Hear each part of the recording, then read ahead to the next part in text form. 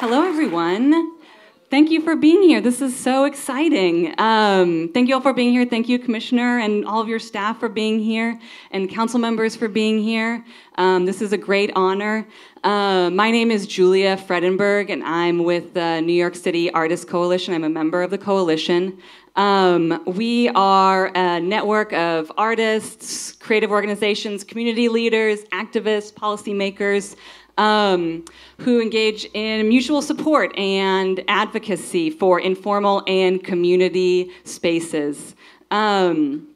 We are so glad that you all are here so that we can voice what the needs of our community are for the CreateNYC Plan. We, as New Yorkers, know the immense and inherent value that community-driven spaces bring to New York. There are so many spaces that are important to Brooklyn and to the whole city. And right now, we are seeing a loss of informal creative spaces, which are the lifeblood of our city. Every day, we see more and more places close, and it kind of seems to be happening faster and faster. Over the past few years, dozens of spaces that we know have closed. In the past few months, spaces have closed that are kind of stalwarts and cornerstones of our community. It's important that we recognize informal arts in New York. From jazz to mambo to hip hop to punk to new wave, New York is a cultural hub of the nation, and it's important that we remain so. With every needless police raid on an all-ages venue, with every community space that's struggling to pull itself out of the mire of bureaucracy, with every thriving cultural hub that's torn down and replaced by condos, the culture of our city is put in jeopardy, and the future of our city is put in jeopardy. So with that, these are issues I think that our community faces day to day, and those issues influenced our recommendations that we are bringing forward for the CreateNYC Plan. The recommendations that we came up with were through a collaborative process amongst the members to say what are our priorities. So three kind of cornerstones of our priorities are to prevent criminalization of spaces, to increase support for informal community spaces, and to promote affordability.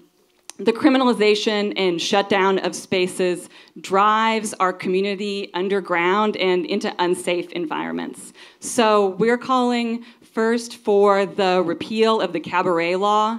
The Cabaret law, for those that don't know, means that you need a permit if there's 3 or more people dancing. Only 133 places in the city have this permit out of tens of thousands of places that serve food or drink. So that's a huge priority for us. The second priority for us is transparency of the March program. The March program is a multi-agency response to community hotspots, which is a program that unites the police, fire department, Department of Buildings, Department of Health in one raid on spaces that is intended to intimidate and economically force spaces to shut down. So we're looking for increased transparency on the March program. Community spaces should be nurtured and not targeted. This has been a grave and egregious loss. We feel that there needs to be more support for community spaces.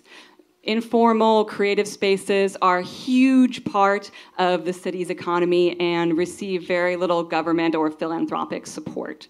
So we recommend a confidential cultural caseworker that will help with bureaucracy, permitting, and code issues.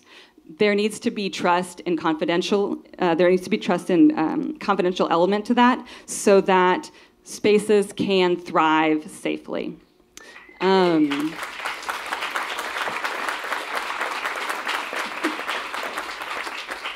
We also ask that we establish an urgent repairs fund so that spaces can make safety and code compliance related repairs in a fast manner. That needs to have an application process that's simple and multilingual so that spaces that and places that need it most can get access to that fund.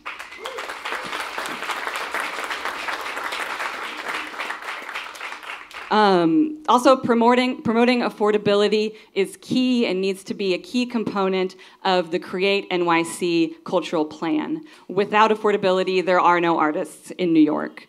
And it's economically essential that artists and art spaces exist in the same building. So we call for an expansion of the loft law. That's loft law fans here. And that means extending the deadline beyond June of this year and removing onerous requirements that were created during the Bloomberg era.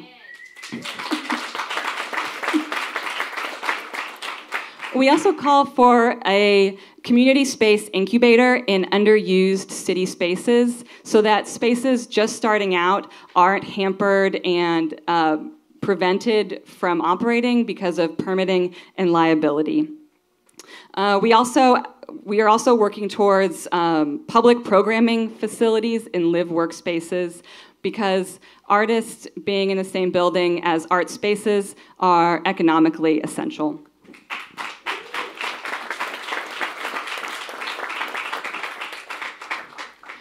We as a city need to preserve community-driven spaces through preventing criminalization, improving access to support, and promoting affordability.